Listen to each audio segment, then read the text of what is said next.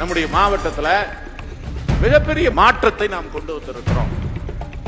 அன்றைக்கு இருந்த நிலை வேறு, இன்றைக்கு இருக்கிற நிலை வேறு. நான் சில தொகுதிகளை சொல்லுவேன். அந்த சட்டமன்ற தொகுதியிலே நாம் 3வது இடத்தில் இருந்த தொகுதியில் எல்லாம் இருந்திருக்கிறது. இன்றைக்கு உங்களுடைய செயல்பாட்டின் காரணமாக, உங்களுடைய அயராத உழைப்பின் காரணமாக இன்றைக்கு அந்த தொகுதிகள் எல்லாம் மாற்றப்பட்டிருக்கிறது. ஆகவேதான் இன்றைக்கு நாடாளுமன்ற தேர்தலில் மிகப்பெரிய வெற்றியை நாம் ஈட்டி கொடுத்திருக்கிறோம். அது மட்டுமல்ல, கோட்டை என்று சொன்னார்கள். சேலத்திலே வேறு யாரும் வெல்ல முடியாது என்று சொல்லி பார்த்தார்கள். மமதையோடு பேசினார்கள்.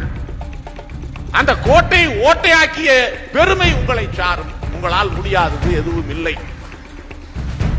அதே போல கடந்த நகர்ப்புற தேர்தல் மிகப்பெரிய மாற்றம். அது ஆத்தூராக இருக்கட்டும், நரசிங்கபுரமாக இருக்கட்டும், எடப்பாடியாக இருக்கட்டும், தலைவாசலாக இருக்கட்டும், அத்துணை நகர்ப்புற தேர்தலில் மிகப்பெரிய வெற்றியை ஈட்டி கொடுத்தீர்கள்.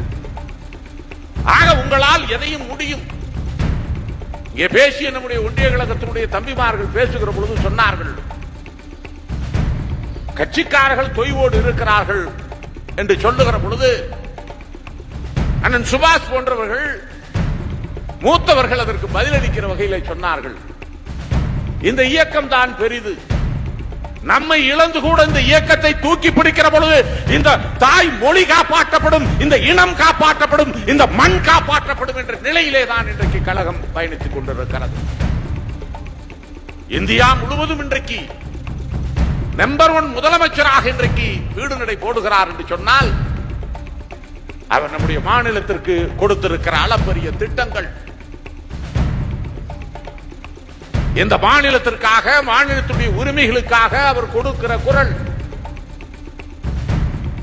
அவர் இன்றைக்கு ஒன்றிய அரசோடு தொடுத்திருக்கிற போர், யாருக்காக இந்த இனத்தையும் இந்த மொழியும் காக்க வேண்டும் என்ற அந்த ஒரே லட்சியத்தோடு தானே இன்றைக்கு தேசிய தலைவராக அவர் பார்க்கப்படுகிறார்.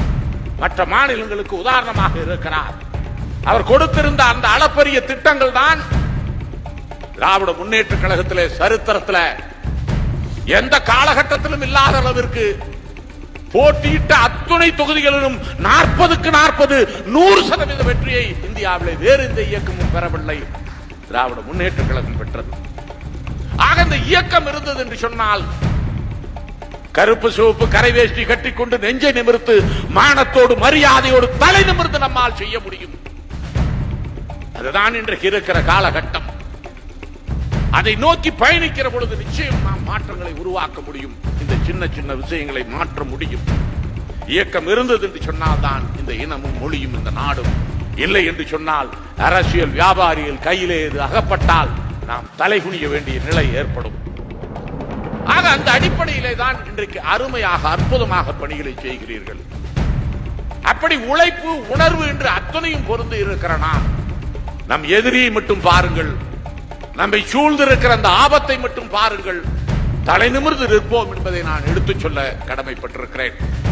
அதை ஒட்டித்தான் தலைவர் அவர்கள், தளபதி அவர்கள் சேலத்திற்கு எதையும் செய்வதற்கு தயாராக இருக்கிறார்கள்.